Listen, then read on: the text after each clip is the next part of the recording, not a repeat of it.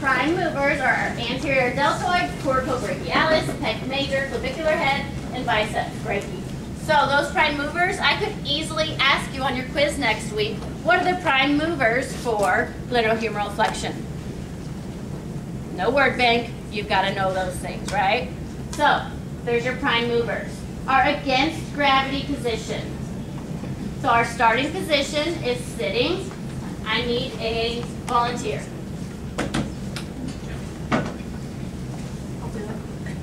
Perfect.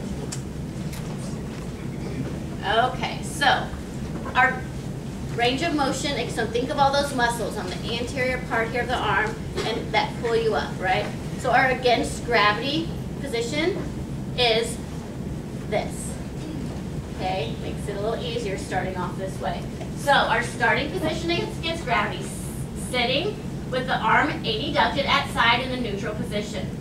I'm stabilizing just proximal to my glenohumeral joint. So I'm stabilizing over my clavicle and scapula. Okay, so I'm going to see first, if you have your little grading scale out, first thing I'm going to do is, and I also did a flow chart on there for you, if you go ahead and, can you go ahead and raise your arm up as high as you can? Good. So my norm for glenohumeral flexion is what? 0 to 180. Because I know that because I studied my range of motion, right? So 180. So does she have full range of motion against gravity? Yes. I know she's at least a 3 from there on. So I know that she's got full range of motion against gravity. I'm pulling her back into my testing position. Arms right here at 90 degrees, so I'm not testing her at full. I'm stabilizing just proximal to that joint, so over the clavicle and scapula. In my resistance, I'm testing the shoulder. The resistance on the most distal part of the joint. So the distal part of my humerus is where I'm testing, okay?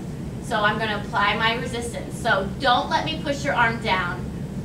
Min, mod, max. What should I score her as? She tolerated maximal resistance and has full range of motion against gravity.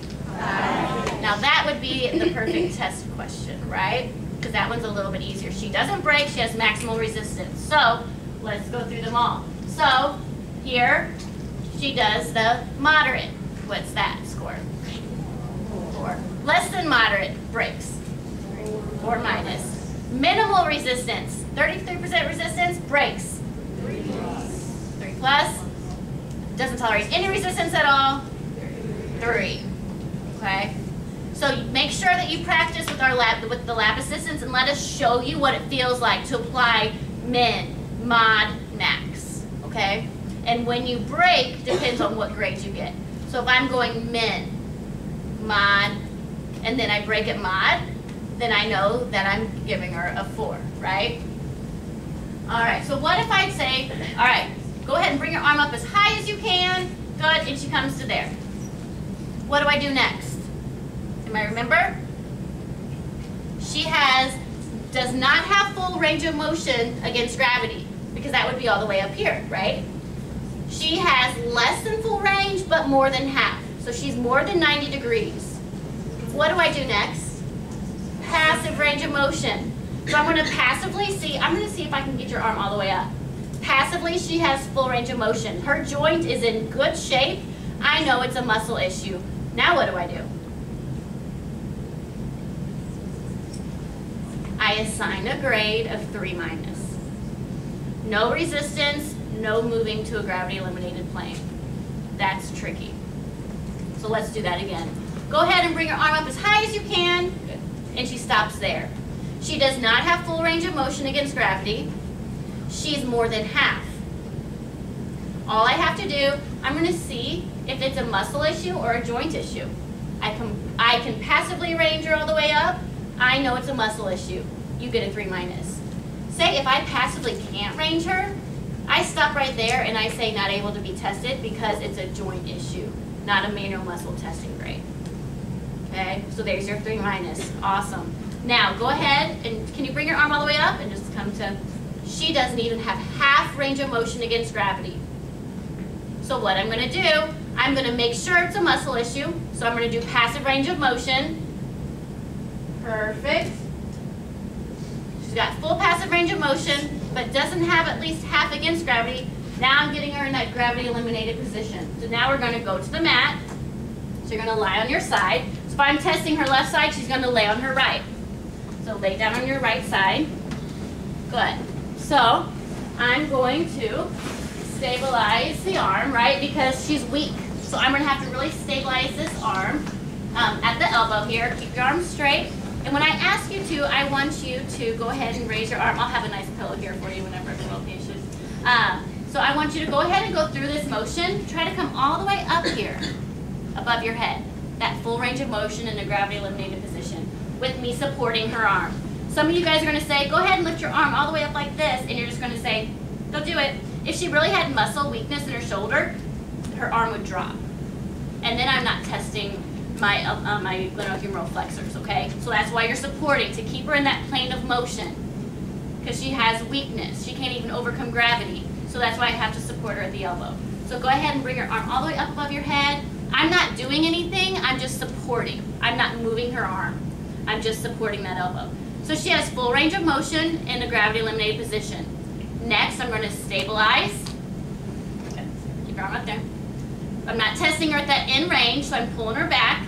Good, keep your arm right there for me. I'm going to stabilize it still. Just proximal, I'm stabilizing on the scapula, and I'm applying minimal resistance in the opposite direction on the distal part of her humerus. She tolerates min resistance. What does she have? What score? 2+. 2+, right. She's got full range of motion in gravity eliminated position. And now she's tolerated minimal resistance. She's a 2+. What if I apply minimal resistance and she breaks? Then she's a 2. Because she's got full range of motion in the gravity eliminated plane, but she cannot tolerate any resistance. There's your 2. So I'm supporting her arm, and I say, go ahead and move your arm all the way above your head. And she gets to here. She does not have full range of motion in a gravity eliminated plane. Whether it's here, here, or here, there was motion, but there's not full range of motion in the gravity eliminated plane. There's your 2-. What if I say, go ahead and raise that arm all the way up above your head, and no motion occurs? I'm supporting the arm. Are you sure? Go ahead and do this motion for me. Try to show her again. Maybe she didn't understand you. No motion's occurring. Okay, so now I'm going to palpate those muscles. I'm going to palpate the glenohumeral flexors and see if I feel a trace motion. If I feel a trace motion, I have a 1. If I don't, I have a 0. So that's a lot of information. Let's just start with that.